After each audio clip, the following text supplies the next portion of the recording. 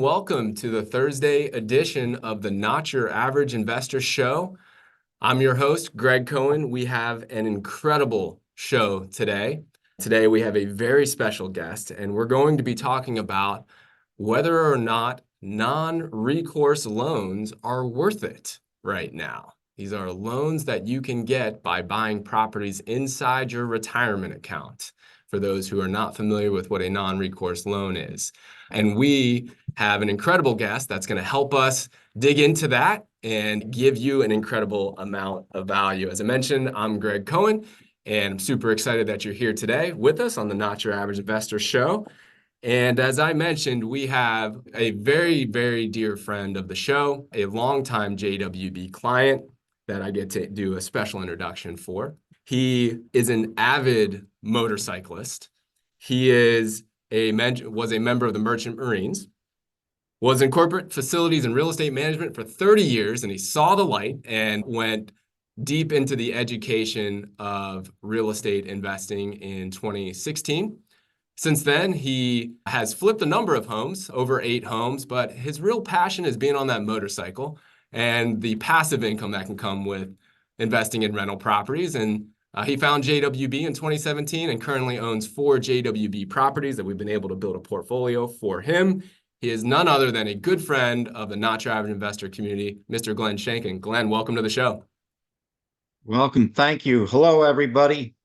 There we go. How about that? Glen is a supporter of JWB Cares, and Glen was somebody who took up my daughter Bella as she offered to make bracelets to support JWB Cares. So, Glen, thank you very much for your support for JWB Cares, for my daughter, as she is a young entrepreneur and somebody who is passionate about creating affordable housing opportunities for people here in Jacksonville as well. So, pretty cool to She's a have little sweetheart. I'm glad I could help.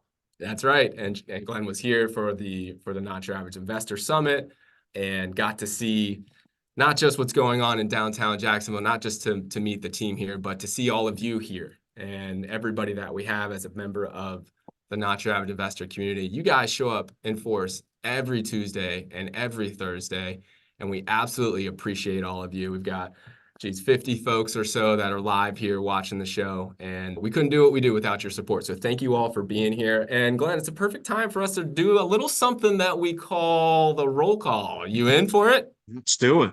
All right, my friend. Let's see who we've got here leading off today.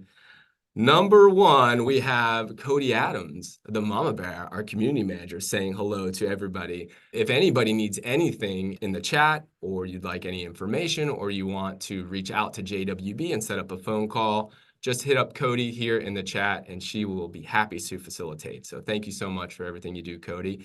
And with that, we got the MVP, Mr. Lee Bishop, saying hello, everybody. We've got the early bird, Dean Curry, saying hello. We've got our leadoff batter batting 4th today, John Heading, saying good afternoon.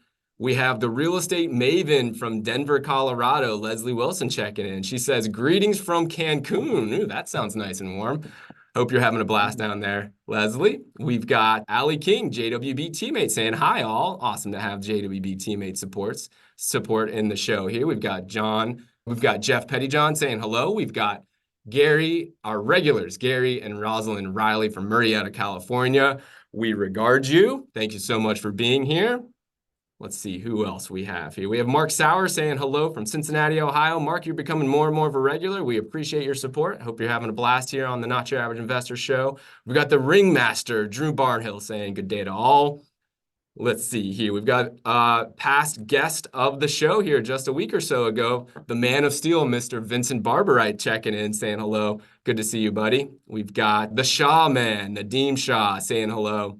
We've got the mountain man, Billy Green, from the good morning from the infractuously tepid mountains of Colorado. Billy Green, always breaking out the Webster's Dictionary and tripping up Pablo and myself during the roll call. You're doing a great job of that, my friend. We have Pablo's lady, Jag Chata, saying hello. Jag, great to see you. We've got Stephen Chmielewski. We've got Margaret Smith checking in. We've got just an incredible group here. So thank you all for being here. Adam Berger, hello from Cincinnati. It's great to see you all here. And with that, Glen, I think we're ready to get the party started. You ready? I'm ready. All right, my friend. So, Glenn, let's talk about before we get into non-recourse loans and investing in rental properties with your retirement accounts. Let's get into you and your background as an investor. Can you tell everybody about a little bit about yourself, how you started to invest, and the types of things that you're investing in and why? Sure. So a lot of it dates back to my early youth. My father was a builder. I grew up on the jobs, so very familiar with houses and lived a great middle income life as a kid. So I saw the value in houses from my father. After that, went to the Merchant Marine Academy, shipped out for 6 years, and then a ship is very similar to a building. It just happens to float rather than sit on the ground. Got into corporate facility management and real estate, did that for 30 plus years, and decided it was time to do something different. My son and I took a fortune builders course together and decided to get into the house flipping business along with investing as fortune builders showed and made the introduction to JWB. So I thank them for that. I probably wouldn't have known about you had it not been for them. Hmm. So that was late 2016. 2017, I bought my first house with you. When I left my corporate position, I took my 401, and after learning about solo Ks, I put the money into a solo K and purchased that first house for cash with you. I don't remember the specific years. I believe it was 2018. I bought the second house for cash. And then I started looking at the non-recourse loans, which allowed me over the next couple of years to buy 3 additional homes. And for me, one of the biggest advantages to doing it with the non-recourse loan was I did it all tax deferred. I didn't owe any taxes when I developed the solo K.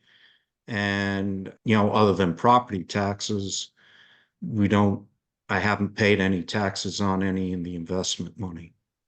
Wow. I mean, that is something that a lot of us can learn from right there. I think your whole entire journey is something that a lot of people can relate to parts of it, and parts of it, people are like, how the heck did you do that? So let's kind of break down. You had a very successful career in corporate facilities and real estate management. So let's just call it corporate America-ish, regular W-2 world there, right? Yep. You built up a nice retirement account, a 401k there. You decided to have a change in your career and to go into more of an active investment or a passive real estate investment type of a scenario. But you made a very different decision than what most average people would do. You decided to invest in your education so you could learn about things like a solo 401k and a non-recourse loan, which led you to have the opportunity to invest in an asset and not have to be burdened by those taxes, which most other investors are, especially if they invest in real estate. They don't know how to do it without paying taxes. But most of the folks here don't know even what those terms are. Can we just start? Would you mind sharing what, and it doesn't have to be the technical definition, but to you, what is a solo 401k and what is a non-recourse loan? So to me, a solo 401k is I get to choose what I want to invest in rather than Fidelity or Fisher or one of those companies giving me limited choices. The solo K gives me unlimited choices. And having had the background in the real estate as long as I did, I chose real estate. The non-recourse loan, while you have to put down 50%, it does protect you personally from any recourse, thus the non-recourse. So that was attractive. Yep, and actually, we'll dig in a lot to these non-recourse loans on the show today. We'll go through what the current rates are and what the down payments percentages are that are required, because a non-recourse loan is specifically a loan that goes towards a property that is purchased inside the retirement account. And property that is purchased inside your retirement account is completely different than a property that is purchased outside of your retirement account when it comes to the type of financing that you can get. And if we just start at square one, most people don't even think you can own properties in your retirement account. But Glenn and myself and many in this community are shining examples that you can do that. And if you get to that level where you can actually see how that works, you're way above where most average Americans are, because they don't think that's possible. The next step is, how can you actually get debt or leverage inside your retirement account to multiply the number of assets that you have in your retirement account? And that's one of the reasons we're so excited to have Glenn here today, is because he's lived that as well. And the third thing is, then you can see, how do you get to the other side where that debt is actually paid off? And for Glenn, Glenn, if you wouldn't mind, talk about your journey to where you are now with those 4 properties being completely paid off.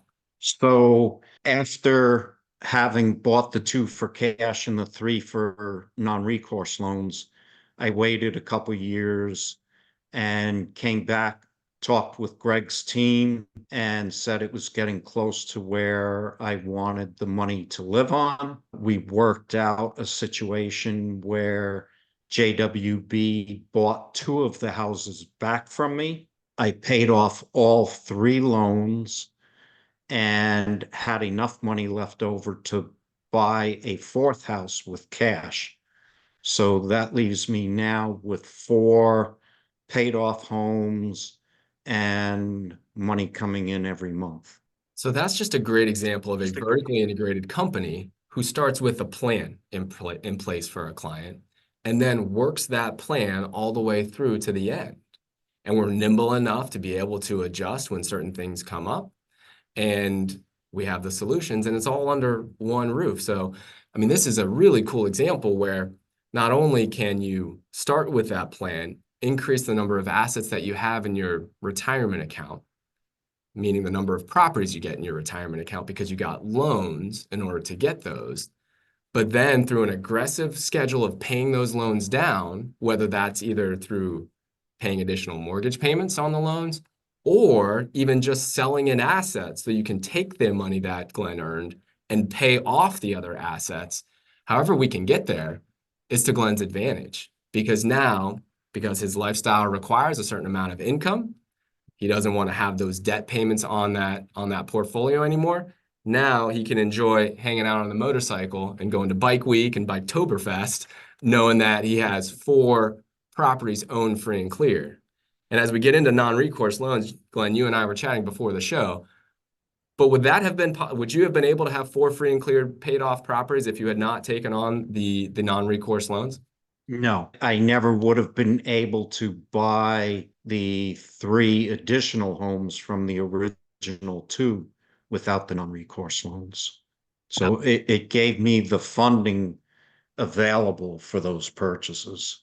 So for everybody out there, this is almost like a complete life cycle of how a non-recourse loan can be a tool and be helpful for your financial situation. So I think it's great to kind of share the big picture. We're also going to show the other side of the non-recourse loan today. We're going to talk about when it really makes sense for a client, and we're going to talk about when it doesn't make sense for a client as well, because there are some things that are a little scary about non-recourse loans today as well. But it's really great to see such a shining example of starting out with a plan, right? We've got a wonderful relationship with Glenn, of course, over the years. He's placed his trust in us, and our team has continued to come up with those solutions so that we can match that income level for the quality of life and the income level that is required for that quality of life for Glenn. So I think it's really cool to see it come full circle. Glenn, could you take us back a little bit and just talk about, now that we've seen kind of the big picture, let's start at the beginning. Many people have no idea how to start when it comes to buying a property in their retirement account, or even how to go from a 401k that's in call it a W-2 kind of corporate America type job. How do you unlock that? How did you unlock that to get to a place where you could use that retirement account money to now have these four assets owned free and clear in your solo 401k. Can you talk about the challenges that you faced and then how you overcame those? Sure. The challenges, because of the education I received, as you mentioned, I took a little bit different path, got some education. The roadmap to rolling over out of my corporate account into the solo was fairly easy. JWB recommended at the time Horizon Trust as a partner to work with. And through probably 4 meetings between JWB and Horizon Trust, the paperwork was completed and the money was transferred. So for me, the bigger challenge was going to get the education at the time to learn how to do it properly and then making the right connections. Yep. I think that's where it all starts. We talk about the value of this community. It's the education that comes from this community, and then it's the, just the connections to people that are doing it. And for any of you who are thinking about wanting a better retirement account and a better way to do it, I'm sure you're gaining some confidence from seeing Glen's story. And there's dozens of other stories from the roughly 80 folks that are on the show live listening in. So that's why I would encourage you to say hello in the chat and make a friend, because that's really where all of this starts. It's the way it started for me as well. It started with education and with relationships. But there is some, it's not hard work, but it's a little taxing, that process of rolling over your funds from a typical 401k into a solo 401k for everybody out there if you haven't done it before. But through those partnerships, you're able to do that. It might take a few weeks. You have to find the right partner. It's a series of phone calls. There's some different terms that you need to Yeah. understand. But when you start to think about the outcome that Glen's created for himself, you start to see why it's such an advantageous thing to do. Glen, we're getting some questions here specifically from the audience on the solo 401k activity. We've got the MVP, and he says, Glen, is your solo 401k LLC a Roth IRA account or a straight self-directed IRA? Is a straight directed. It is not a Roth. It's not a Roth, right? And so we're throwing around a few terms here. A solo 401k is a self-directed retirement vehicle. And you have different types of self-directed retirement vehicles. A solo 401k is an example of that. There's also a self-directed IRA, and there's a self-directed a self-directed Roth IRA. And so there's a few different vehicles that we have here. But the key here is, and this is what Glen shared early on, the reason that he did this is he wanted to have control over his investments. If I'm kind of speaking for you a little bit, Glen, you're probably looking at the options that you had in your traditional 401k, your traditional 401k when it was with your previous employer, and you're probably like, there's like 5 of 10 options here. I want to do something else that I probably have more knowledge, experience, and I think is a little bit of a better asset. Did I kind of put words in your mouth there, or is that largely how you were feeling? Well, that's exactly it. The self-directed 401k gave me the opportunity to choose a multitude of investment vehicles rather than Fidelity giving me a limited choice. Mm-hmm. Yep, there you go. So control, more choices. And one of the things that Glen and I were talking about right before we jumped on the show is I hear there's a lot of folks out there that are switching jobs at this time. One of my best friends is just switching a job, and I just was talking to him last week, and I said, what you definitely should not do. Well, let me scale back a little bit. I try not to do always and never. I said, what you really, really, really want to take a hard look at is whether the best thing for you to do is to roll that 401k that you had earned at your previous employer into a new employer's 401k plan, or consider going the self-directed option. Because what many people just do blindly, that's what they've been told, is just they take their previous 401k and they roll it into their next employer's 401k. But there's really not a whole lot of benefits to doing that. It's not like you're getting the matching on that money. Your previous employer is not matching you anymore. Your new employer is going to match you on the money that you put into the new employer 401k. But if you just roll your previous employer's 401k into the new one, you're just restricting your options.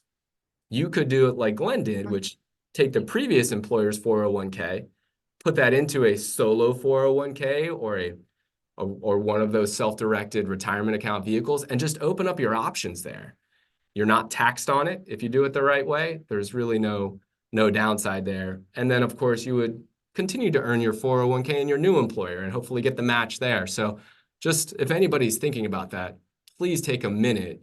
You can call JWB. We can talk through other clients that have had success rolling that over. I would definitely encourage you to reach out to your CPA and talk about that. I'm not a CPA. We don't have a CPA on staff here, so don't call JWB and ask specific tax questions there. But just know that there is an alternative there. And what that can do is free up potentially hundreds of thousands of dollars for you that you could then invest in rental properties or private lending or anything that would be an alternative investment there. So, all right, Glenn, we got another one. Jeff Pettyjohn says, do you have to deal with unrelated business income, otherwise known as UBIT? And if so, how did you find an accountant to help figure that out and the taxes on it? Do you know about UBIT, Glenn? I don't. That's new to me. Hopefully, I haven't missed something. Well, there's a reason that you don't know about UBIT. It's because you are not subject to UBIT. And again, I'm not a CPA. Consult a CPA for tax advice. But when you invest within a solo 401k, you're not subject to UBIT. UBIT is unrelated business income tax. And you can, basically, if you take out a loan in your retirement accounts, you have the potential for being taxed on that money that you earn as a percentage of it. And that's called unrelated business income tax. Through Glenn's relationship and education, he was able to learn about investing in a solo 401k, and a solo 401k is not subject to UBIT. So it's all good that you don't know about UBIT, Glenn. You're not on the hook for it because, again, the value of your education, again, a credit to our friends over at Fortune Builders for pointing in the right direction there. All right, Glenn, we've got another one. You guys are firing in some great questions. We'll take a couple more here, and then we'll save a few for the remainder of the show as well. But Conrad Gatsney, which I think is a new name. Conrad, welcome to the show. Thank you so much for the question. He says, when Glenn sold the 2 properties back to JWB, did he have to pay capital gains taxes? I did not, because the money rolled back into the 401k before I turned it back over to JWB to buy the 4th house with cash. That's the beautiful thing. This is how you're able to invest in real estate and not pay the taxes when you sell an asset. It's because it's in that tax deferred vehicle, which is the solo 401k.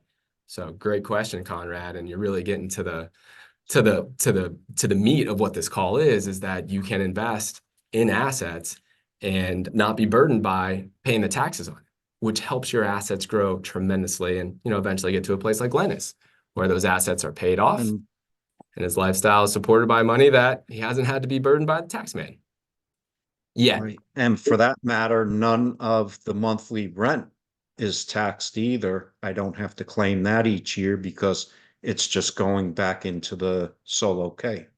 Exactly. So I will say it's not all roses. You do have to pay taxes at some point. And yes, again, this is which I'm starting to do. There we go. It's a tax deferral strategy. The cool thing is that Glenn gets to decide how much he wants to be taxed. Whereas when you typically buy and sell real estate, right, you have to pay capital gains taxes on it if it's outside of a retirement account. When you do it inside of a retirement account, you can buy and sell assets. It all stays in the retirement account. When Glenn decides to transfer and distribute money from his solo 401k to himself personally, then he has to pay the taxes on that. But I'd much rather be in control of what I want to pay the taxes on rather than being forced to pay them the other way around. Now it's at a lower rate. There you go. Now it's at a lower rate. Glenn is living portfolio management and planning and education and relation. He's living it out in front of everybody here. And you can see, how it all coming together is how you can be super successful. And now you can ride your bike all down. I was asking Glenn, you came to into Bike Week right after you did the summit. And I was like, did you start your bike? Did you start your ride from Massachusetts? He said, I'm not crazy, but I will tell you, I've talked enough to Glenn to know that he rides all over the country. Where else do you ride other than Bike Week? Oh, I've been out to Sturgis. From Sturgis, we went to the Grand Tetons, up to Yellowstone, crossed Beartooth Pass into Montana, back all through Wyoming. This year, I'm going to Glacier National Park, to do, there's a road called Going to the Sun, and it's supposed to be spectacular. So I want to go ride that this summer. The fall, I'll be down in Tennessee in the Smoky Mountains. So if there's a road, I'll ride on it. That's pretty awesome, man. I've been out to Yellowstone and the Grand Tetons with my family, and I could just imagine being an avid motorcyclist like you are. I mean, that is pretty cool. That ride's pretty cool. It's amazing. I would encourage anybody to go out to the Dakotas and Wyoming and Montana. I don't care if you're in a tour bus, on a bicycle, in a car. It's spectacular if you've never seen it.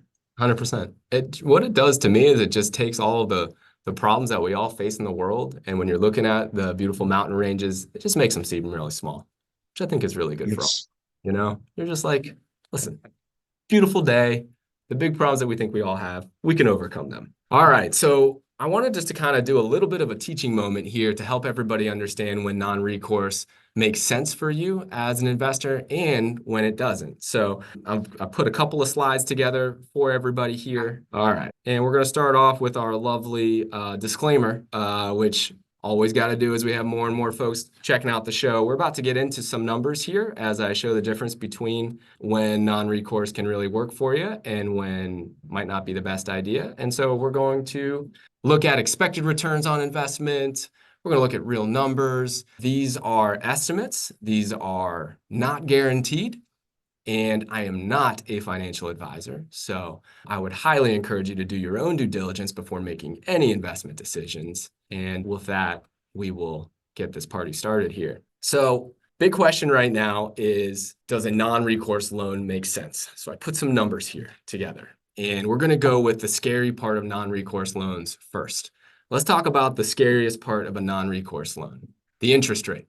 Okay, what you have to understand from an interest rate perspective is that non-recourse loans create a very different set of risk for the lender than what a typical loan on a property would be that is not in your retirement account. So think about when you go to the bank and you buy your primary residence, the interest rate's relatively low. And the reason is because if you don't make your payment to the bank, well, the bank is going to say, not only am I going to take the house back, but I'm going to damage your credit for 7 years so that you can't buy another house. And that's a big decrease of the risk for the lender. And that's one reason why your interest rate is so low, relatively speaking. Well, when you buy a property in your retirement account, you're getting a very different type of loan because you are not your 401k. You are not your IRA. It's a different entity. And your 401k or your solo 401k or your IRA does not have a Social Security number. And so for a non-recourse loan, which is the type of loan that would have to be made in your retirement account, the lender is taking on way more risk because if your 401k doesn't have a Social Security number and the 401k doesn't pay the loan back, well, the bank will take the house, but they can't attack your Social Security number. It will have no relevance to your personal credit score. And so for that, those lenders need to be compensated. And as interest rates have, gone higher, they were up to, 8%, October, November of last year. You would expect that the interest rate that's required for a more risky loan for the lender would also go up. So a little bit of background there. All that to be said, the most scary part of a non-recourse loan is the interest rate. Interest rates on non-recourse loan right now are 15%. Okay? Prior to this, they were 12%, and even at one point, they were down to 10% when interest rates in the economy were a lot lower. But as interest rates have gone up, non-recourse loans are now at 15%. Non-recourse loans also require 50% down, so 50% down. Whereas when you're buying a property outside of your retirement account, you'll be able to get loans and put down anywhere from a minimum of 20% up to typically 30 or 35% is pretty standard for outside of the retirement account. So all these things are a part of investing in your retirement account and using debt. This is just how non-recourse loans work. And I know that's new for some people, but Glenn, when you started down the process, and I think it was your first, I think it was 3 of the first 5 properties you purchased had non-recourse loans on them. Correct. That's right. You walked in knowing similar things, right? Knowing that interest rate was going to be higher and a higher down payment. Why did you make the decision to do a non-recourse loan knowing those things? At the time, I was still working pretty regularly and wanted the tax deferment ability. So, inside the 401k, let me do that. And to the best of my knowledge, you can only get a non-recourse loan inside of the retirement accounts. Is that correct, Greg? That's right. That's right. Because your lenders, by definition, need to be willing to make a loan with no recourse. Recourse means they can't go after your go after your Social Security number if you don't pay the debt back. So yeah, if you are getting debt, if you're getting leverage and you're buying properties inside your retirement account, you won't be able to go to Bank of America or a traditional bank and say, hey, can you give me a loan in my retirement account? They'll look at you like you have three heads. They'll say it's not possible. It is possible, just not through them. And that's where, a non-recourse loan comes into play. So the interest rate's a lot higher than we all want it to be, but we need to train ourselves to think about the outcome here and understand if the risk is worth it for us to get to the desired outcome. For Glenn, his outcome was that he wanted to be riding motorcycles 5 to 10 years after he started his investment portfolio with JWB, and he wanted those assets to be paid off free and clear. And he had a certain bag of money, let's call it. And he said, I want to get as many assets as I can in that portfolio. And I want it to be owned free and clear when I'm, 5 to 10 years down the road. And because he had that investor mindset, he went and he said, okay, well, I understand that my interest rate is higher than what I want on these non-recourse loans, but we can put a plan together to get those assets into my portfolio and to get those things paid off quickly. And we were able to pay those things off. Geez, I think it's been 6 or 7 years since you took those loans out, Glenn. So it's not like those loans need to be in place for 30 years. It's not like we have to pay 15% for 30 years. It can be used as a tool. But I want to show you a place where investing with a non-recourse loan probably doesn't make a whole lot of sense for you as an investor right now. And so now we'll get to the numbers on the screen. Okay, so what I'm showing here is if we look at the top section here, this is if you were to come to JWB and want to buy one property inside your retirement account. Let's say that you had about $130,000 in a 401k that you rolled over from a previous 401k into a solo 401k. And you said, JWB, I'd like to buy a property in my retirement account. Well, we would start to run some numbers like this. Okay, we would see that you could purchase one property. 50% down would mean that you'd come out of pocket about $130,000. This would include your down payment and your closing costs and all of that good stuff. So you technically could do it from that perspective. But then we're going to look big picture and we're going to say, okay, well, what is your return on investment? Your initial investment would be about $127,000. We'd be able to generate significant capital, over $280,000 over the next 20 years, to put your portfolio value at about $407,000 estimated by that year 20. But we're looking at how much is your money working for you. And your total return on your investment, your internal rate of return is just 4.9%. I'm here to deliver better returns than 4.9%, generally speaking. It's not the worst. It's a consistent asset, but that's not exciting for me. It probably is not exciting for you. So that's the first thing we're going to look at. And we're going to say, well, I don't know. I don't know about that. The next thing, and probably the more important reason why it's probably not a good fit for you as a client right now, is this year one cash flow number. We talk about assets that pay for themselves every single month and every single year, and that are assets because we have more income going in than expenses going out.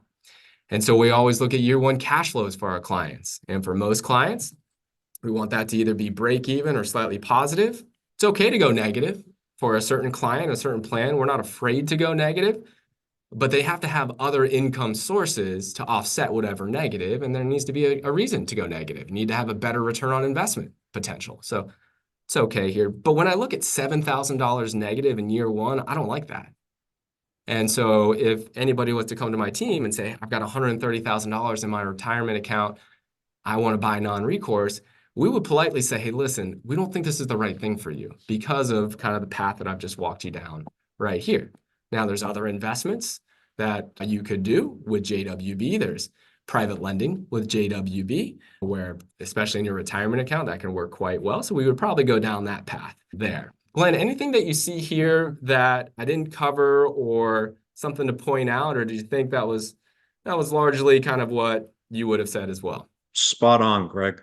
Cool. Very cool. So then I said, all right, well, let's come up with a scenario where a non-recourse loan at 15% could work for you. And so that's what this slide is showing.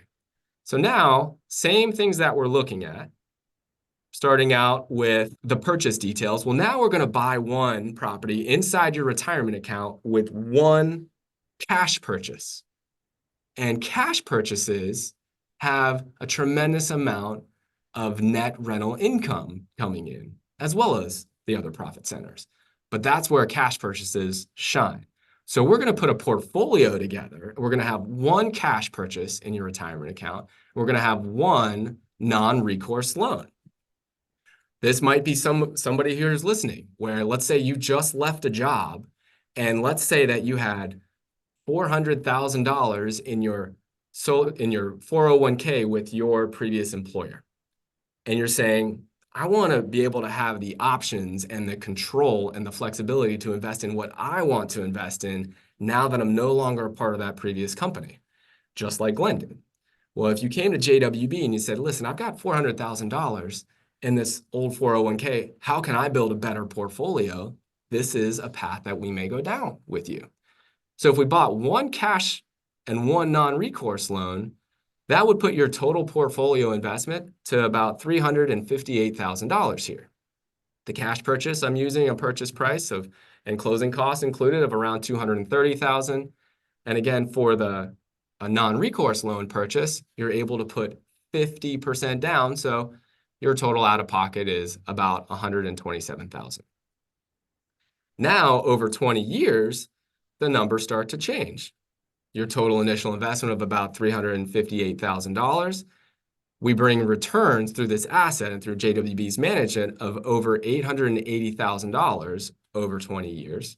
And that brings that total portfolio up to over $1.2 million by year 20. That's what it would be estimated at based on historically accurate assumptions. And that means your money is performing a lot better than what it was previously. It's performing at 7.1% for a return on investment each and every year. And getting 7% in your retirement account with the consistency that comes along with owning real estate, I'll take that all day, every day. Most people don't have that and certainly don't have the consistency or the income that's generated in their retirement accounts. And then, of course, we're looking at year one cash flows. And now because we have the influx and the large amount of net rental income from the cash purchase, that offsets the negatives that come from the non-recourse purchase. And year one cash flows are over $3,000 for this portfolio that we're talking about. So two examples here. The first one, just a non-recourse loan, doesn't typically make sense today because of the net rental income and because of the lower return on investment. But non-recourse still does have a place. It has a place in a combination type portfolio, where if you combine it with cash and non-recourse, you can set yourself up for a better retirement through rental properties. How'd I do there, Glenn? Perfect. Cool. So here's the big win, and this is what Glenn is living out, right? The goal here is to use the debt to your advantage, and then let's pay off that high interest debt as quickly as possible, either with the cash flows that are happening every month and every year, or even other sales of other assets. But whatever we can do, let's keep that debt for that non-recourse loan there for as short a period of time as possible. Because when we do that, we open up a tremendous amount of net rental income when you need it. When Glenn wants to be traveling and all those wonderful places and riding his motorcycle, you know, his lifestyle right now needs that. And he's sitting in a place where it's all paid off, and you can too. But I wanted to show you what it looks like and the power of getting more assets in your portfolio. And here's the way it looks, okay? If you were to invest in one cash and one non-recourse property, do that, let's say, while you're relatively young, and give that 20 years or 30 years, not only do you have that one cash property paying you a tremendous amount of net rental income, but because you use non-recourse loans to your advantage, you now have two assets that are fully paid off. And so looking at these two assets that are fully paid off after the debt has been paid back, this is how it starts to change your life. And this is why we believe that retirement is best suited with a better asset, like rental properties investments. So year one cash flow starts at $3,300 combined of those two purchases. But by year 30, that non-recourse debt has definitely been paid off. And look at the amount of net rental income that you're expecting in retirement when you need it. $50,000 just for that year. And next year, it's going to grow on top of that. And the year after that, it grows on top of that. And so hopefully for everybody, this just reinforces when you buy rental properties, it's not going to change your life from a net rental income perspective, and really from all five profit centers. It's not going to change your life that day, but give it 10 years, give it 15 years, give it 20 years. It's that cash when you need it that really does make life either a little bit easier or a whole lot easier, especially as you get closer to retirement. All right, Glenn. So I think now would be a great time to dive into your personal journey. You're okay with that? Let's do it. All right. Yes. And so for everybody, this is something that we love to do, is to put the kind of the big picture together for all the clients that are courageous enough to jump in the hot seat like Glenn. And what I do is I put their entire portfolio together, and I look at all five profit centers for them. So Glenn's never seen this reporting. He, of course, is a JWB client, and we have our monthly reporting, but it doesn't show the home price appreciation. And that's a big component like we talk about. So Glenn's going to see his total returns for the first time here with all of you. And Glenn, thanks for being a great sport and being open to sharing your success here. Oh, that's great. So here are the four properties that you still have under management with JWB. And you can see that the one in 2017 was purchased with all cash. Then the next two in 2018 and 2019 were purchased with those non-recourse loans. And then through us managing the portfolio together to pay off the other ones and sell some of the assets, you were able to purchase another one in 2022. And I think you purchased that one with all cash. Does that line up correctly? That's how it worked out. There you go. So we've got a great example of cash and non-recourse and portfolio management here with Glenn. And here's how it's shaken out, my friend. Through your 7 years of ownership of those properties and management by JWB, your return on investment year over year in your tax deferred account, so you haven't paid taxes on it yet, you've earned 10.24% returns each and every year, and a total profit of over $305,000. Pretty cool, huh? That's awesome. And let's look at how we broke that down. That's why it's so exciting, especially to be able to share these stories live with all of you, and to have our Not Your Average Investor community come into the hot seat with me. When we start to look at how we got there, most people pay no attention. They give no credit to home price appreciation. But what we try to show people is over a full market cycle, you can count on home price appreciation.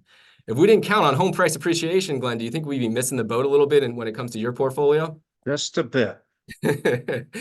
Over $224,000 of home price appreciation just in those four assets that Glenn currently has under management with us.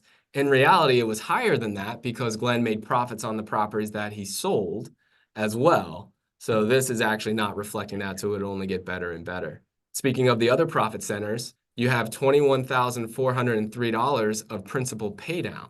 Now, what that's reflecting is those non-recourse loans that Glenn took out for those properties. The principal that gets paid back every single month increases his equity, increases his return on investment.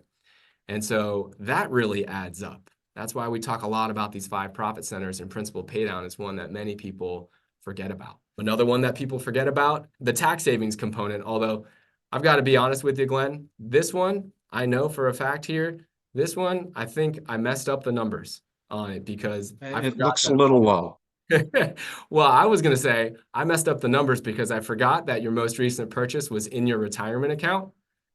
So when all of your properties are purchased in your retirement account, the tax savings actually is already built in. So we don't claim credit for additional tax savings there. But when you're saying it's a little bit low, you're right, because you've saved so much when it comes to tax savings. It's because you bought it in your solo 401k, not specifically about the tax savings. So that's on me. That's on me on this one. I forgot that most recent one was in your retirement account. That tax savings component should be zero there. And the And, only reason is especially since the appreciation from the two that you bought back is not included in this, exactly. that Yeah. I didn't pay taxes. And that was a lot more than $4,287. So it's a win. It's actually probably underrepresented, but you know what? That's on me, right? One of our core values at JWB is to fail forward and empower people to make mistakes, and I live that out every single day. So the one that I know is accurate there too, and I know is, something that has been really impactful for you is the net rental income. And so over Yeah, $55,510 here of net rental income delivered to you through just these four properties. Again, doesn't include those other two that you had at one time as well. right. So if we break down how we got to this total wealth pie for Glenn, we start to see something. And for our friends, our veterans of the Not Your Average Investor community, you see this every time we're lucky enough to have a client on the show with us. It's this pie. And I try to show everybody the way that you're going to build your wealth is not equal. It's not equal to each profit center. There is one profit center that dominates the total wealth pie. And that's what you see here. So home price appreciation has accounted for over 70% of Glenn's total wealth pie. And what I share with folks is, and you see this, it's the same thing over and over again for all of our clients, regardless if they started a purchase in 2007, like Glenn did, 2015, 2012, even before then. If you look over time, you're going to see between 60 to 80% of your total wealth pie comes from home price appreciation. And that's why it's so important to pay attention to home price appreciation. You need to know what the market that you're investing in is expected to appreciate at. And the way you figure that out is you look historically. What is it appreciated at? What are the opportunities for more people to want to come and move to your area, to your MSA, meaning your region, because that continues to drive population growth.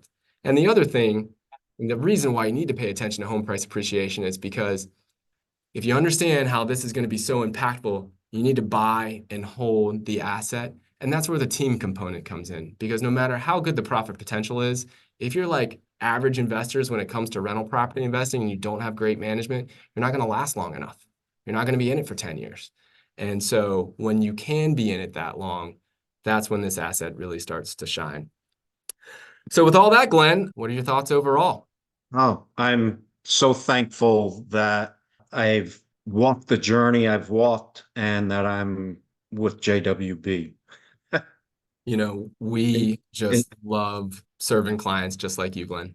I mean, it is, mm, when I started this company 18 years ago, I was like, man, I hope one day that somebody will trust me with their retirement account. Somebody that worked 30 years to build up their retirement account, served in the Merchant Marines, done all these great things. I hope to earn the trust of that individual at one point. And you gave us that trust. We had never met prior to you investing with us. So you took a leap of faith there. no, And you putting your trust in us is what it's all about. And we just love these success stories. We get to do them over and over and over again. You guys get to see it here on the Not Your Average Investor show. It's normal course of business here at JWB. That's why we love what we do. So thank you, buddy. Thank you for being here today. And thanks for being a JWB no. client. One other probably crazier piece, the first two houses I bought by seeing them online. I didn't even come down to physically see them. So I'm curious, you're the son of a builder, right? You have real estate in your family. Yes. Did anybody call you crazy for doing that? Yeah. A lot of people are like, you didn't go look at the house? I'm like, no, they were great videos of it. That's a common hurdle for people. What would you say to somebody who's thinking that same thing? They might be on the cusp of investing with JWB. What would you tell them? Trust JWB. You guys are probably one of the most ethical companies that I've ever dealt with. It's just refreshing. to know in today's world you exist. Thank you, buddy. Thank you. It means a lot. It means a lot to us. It's who we aspire to be. It's the 115 folks that we have here at JWB, all using our North Star as doing right by people, and that's really rare in today's day and age. And it's easy to do right by people when we get to serve such wonderful clients. So thank you, buddy. All right, Glenn, we've got a number of questions here to round out. If anybody has any additional questions, go ahead and fire them in right now, and we'll send us out on a high note here. So we have one question, and the person says, what do you recommend if I am less than 10 years away? Glenn, how would you answer that? If somebody is thinking about investing in rental properties and are less than 10 years away from retirement, what would you say to them? It's the time to start. I was less than 10 years away myself. So don't wait, jump in. So when I talk about how the asset works so well over a full market cycle, and I talk about how holding for the long haul is important, I think people in their minds start to say, oh, well, if I don't hold on for 10 years, then it doesn't make sense. And that's absolutely not the case. But what you got to compare It's not. is, how does this asset work compared to your alternatives today, 1 year from now, 2 years from now, 3, 4, 5, 6 years from now? All I'm saying is you get the best and most upside by hanging in for a full market cycle. But if you look 1 year from today, 2 years, 3 years, 5 years, and you compare it to where you're investing right now, very likely that it's going to be better than what you're investing in 1 year from today, 2 years, 3 years, 4 years, 5 years Right. as well. And if you're curious about that, start to actually just run the numbers. Look at what your money is investing in today. Look at what it's done over the last 3 years. And then you can look at the numbers that we've just shared here with Glenn's portfolio. Or I would encourage you to reach out to JWB and we can sit down and show you the returns that we can generate for you. That's where you can reach out, either just reach out to Cody here and she's happy to facilitate a call for you, or you can send an email to info@jwbcompanies.com, or you can go to chat@jwbcompanies.com. But start with looking at what are you comparing it to? Because I think what you're very likely to find is that 1 year increments, 3 years, 5 year increments, real estate still wins. Great question. We really, really appreciate those. Longtime client Mike Foster, and Mike, I just personally wanted to say thank you. Mike, you sent in one of the most incredible testimonials that we read aloud in the team meeting on Tuesday. It was the testimony that you gave about Jamie Crawford and our private lending team. So thank you so much for sending those testimonials in. Means the world to Jamie and to us. So thank you. And Mike's question is, for those with funds in a self-directed traditional IRA, where potentially enormous UBIT is not avoidable after selling, would you still recommend investing in property with a non-recourse loan there as well? So I know, Glenn, you're not really familiar with UBIT, so I'll take this one. Right. And Mike, I think this one is that classic answer that we throw out there a lot because it's real, is it depends. It depends on your tax situation. It depends on your investment alternatives. And I think that's where you get on the phone. You know everybody here at JWB, Mike. So I think this is a great opportunity for us to sit down and just kind of map out the numbers with you. And then, of course, for you to bring your own tax consequences and your knowledge of your own tax situation to it. And we figure out the best answer for you there. So I think that's the classic answer. It depends, my friend. We've got a longtime client, Vic Mudrick, saying and asking a question: how do you handle RMDs, which are required minimum distributions? So how do you handle RMDs when required for the solo 401k, especially if you don't have another retirement account to pull that from? Are you familiar with the required minimum distributions, Glenn? I know of them. I'm not quite that old yet, so I have not had to deal with those, but I am starting to take distributions already. So that probably will not be an issue for me. Required minimum distributions are something that needs to be considered again with the planning process. It's something that, first you want to reach out to your CPA. That due diligence is really on you because we don't know your tax situation and we're not CPAs ourselves. So start there. But when you come to JWB and you say, okay, I want to put my portfolio into rental properties, I might be closer to 70 or 72 as required minimum distributions start to become more and more of a thing, and you know what those required minimum distributions are going to be, very easy for us to put a plan together to make sure that there's enough assets to be able to do that required minimum distribution. So it all comes back to the planning. And so Vic, I would encourage you to reach out to your portfolio manager here at JWB. And if you're considering adding more properties in your retirement account, we can plan for that and set you up for success. All right, Glenn. Well, thank you so much. I want to say thank you to everybody for being here on the call. I thought it was just incredible to have Glenn here. I thought the questions were incredible. Hopefully, you all got some information and value out of this, especially if you were putting yourself where Glenn was 7 years ago and trying to find a better way to build his retirement account. I just think there was so much to relate to there, Glenn. Thank you so much for being here. Thanks for sharing your story. And I enjoyed it. I had a great time.